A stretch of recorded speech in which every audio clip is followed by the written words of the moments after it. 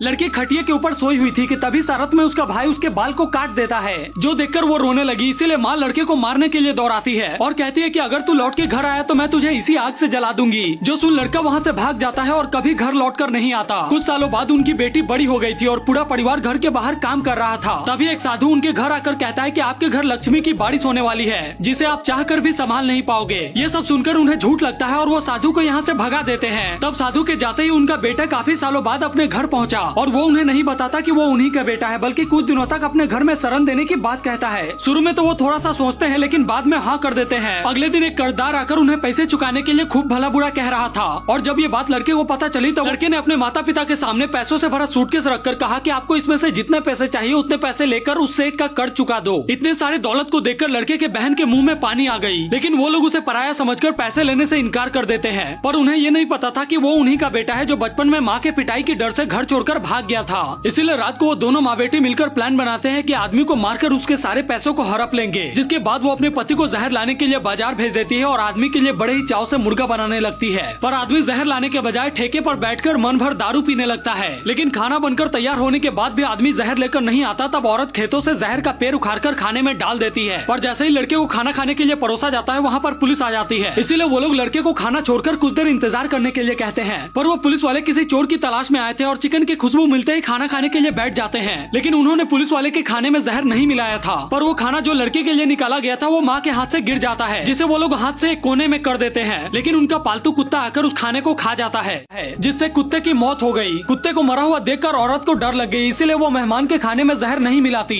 लेकिन जब मेहमान खाना खाकर चला जाता है, तब औरत की बेटी जहर न डालने की वजह से उस पर काफी ज्यादा गुस्सा होती है और फिर उसे चाकू से खत्म करने का फैसला करती है। उधर जब आदमी ठेके पर दारू पी रहा था, तब उसे पता चलता है कि वो मेहमान और कोई नहीं बल्कि उसी का बेटा है, जो माँ के डर से बचपन में घर छोड़कर भाग गया था। ये सुनते ही आदमी का सारा नशा टूट गया और वो भागा भागा घर पहुंचा। लेकिन तब तक परिवार के लालच ने उस आदमी को खत्म कर दिया था। और जब ये बात पिता ने माँ को बताया, तब वो फूट फूट कर रोने लगी और पीछे कब्र खोद रही बहन ने जब ये सुना, तब उसके भी दिल पर बिजली गिर गई। इसीलिए माँ इस पाप का प्रायश्चित करने के लिए खुद खाने में जहर मिलाकर खाने लगती है, जो देखकर बेटी और पिता ने भी उसे खाना शुरू कर दिया और फिर पूरे घर में रुई बिछाकर उसमें आग लगा देते हैं। गाँव के इस घर में अचानक ही एक औरत की मौत हो गई। इसीलिए जमा हुए आसपास के लोग शहर में उनके बेटे के पास कॉल करते हैं, लेकिन वो कॉल औरत की बहू उठाती है और जब गांव के लोग उसे उसकी सास के बारे में बताते हैं, तब वो सीधा इनकार कर देती है और कहती है कि आप लोगों को जो उनके साथ करना है वो कर दीजिए, और उस नंबर को डिलीट करके अपने पति को नहीं बताती। यहाँ तक कि वो अपने पति को तैयार करके ड्यूटी पर भी भेज देती है। उधर परेशान हुए गाँव के लोग फिर से उसके पास कॉल करते हैं, लेकिन ऑफिस में काम करते वक्त आदमी ने मोबाइल को बंद कर रखा था। शाम को काम करके आदमी घर लौटा, तब एक पल पत्नी को लगा कि वो उसे बता दे, लेकिन वो नहीं बताती। इधर माँ की लाश और गाँव वाले उनके बेटे का इंतजार कर रहे थे। शाम को आदमी जब सामान लाने जा रहा था, तब उसकी पत्नी उसे मोबाइल ले लेती है और जब गांव के लोग फिर से कॉल करते हैं, तब उनकी पत्नी उन्हें बुरी तरह से डांट देती है, जो बात आदमी मरी हुई औरत को आकर बोलता है। कुछ देर बाद आदमी जुगाड़ करके किसी तरह से उसके ऑफिस का नंबर निकालता है। फिर ऑफिस का चपरासी आदमी को बुलाकर उससे बात करवाता है और जैसे ही आदमी को पता चला, वो अपने पूरे परिवार के साथ भागा भागा गाँव पहुँचा और जब गाँव के लोग उसे उसकी पत्नी के बारे में बताते हैं, तब उसका खून खौल उठता है।